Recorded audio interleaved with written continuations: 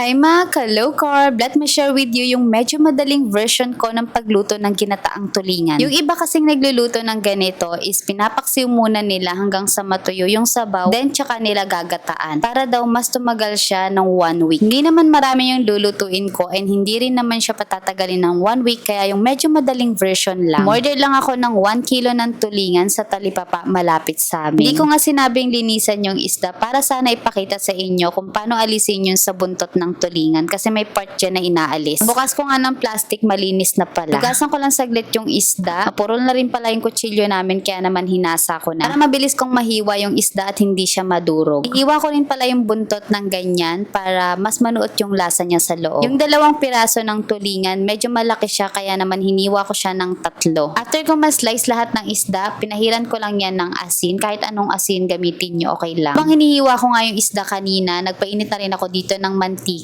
Coconut oil pala yung gamit ko dito. Kaya nasabi ko kaninang medyo madaling version kasi ipiprito ko muna yung isda. Pinakamadaling version kasi is hindi mo na siya ipiprito. Ilalagay mo lang lahat sa kawali. Lahat ng ingredients ng ginataang tulingan, then aantay mo na lang siyang kumulo hanggang sa maluto. Yun yung madaling version. Habang inaantay kong maluto itong isda, prep natin yung other ingredients. Gamit ako dito ng kamatis. Isang kamatis lang yung ginamit ko dito. Pero dun sa medyo mahabang process, hindi sila naglalagay ng kamatis. Kasi nga mabilis mapanis kapag may kamatis, diba? Then bawang, sibuyas, and luya. Mag-a-add din ako dito ng gulay. Talong yung napili kong gulay kasi naubusan na sila ng pechay. Pwede na sa inyo kung anong gulay yung gusto nyong ilagay dito or kung ano yung available sa inyo. Hindi na nga din fresh yung nabili kong talong dito kasi medyo nahirapan akong hiwain siya. Medyo makunat na yung balat. Pero okay na din kasi hindi naman sira yung loob. 1 medium size ng sibuyas at 2 piraso ng talong yung ginamit ko dito.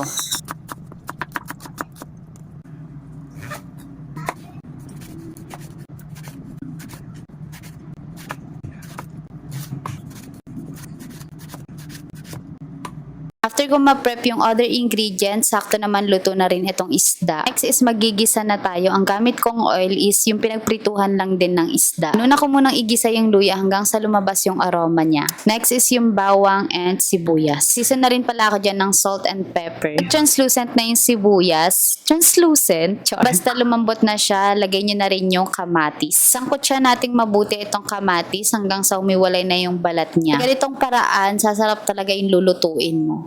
Anyway, kapag ganyan na siya, lagay na rin natin yung mga isda. Huwag nyo pala itong hahaluin ha. Lagay lang natin dyan sa ibabaw. Season pala ako dyan ng ground pepper. Gusto ko kasi maraming paminta. At tayo ng 1/4 cup ng white vinegar. Na rin tayo dito ng 1/2 cup ng water. And yung pinakapampalasa ko dito is yung patis. Tansya lang yung ginawa ko dyan. Pakuluan lang natin yan for 5 minutes. Then tsaka nyo siya babalik na rin para yung kabilang side naman yung maluto. So, liluto naman na yung isda dito para lang mas sumarap at manuot pa yung lasa niya. Sir, kung baliktarin itong isda, lagay na rin naman natin itong gulay na talong.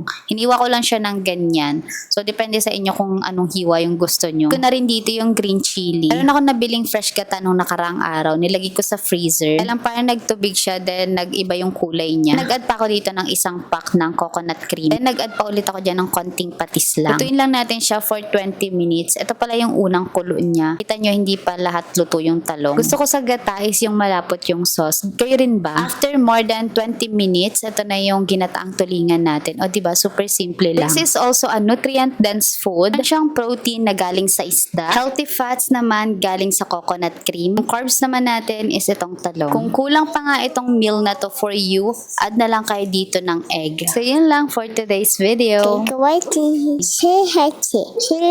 Bye.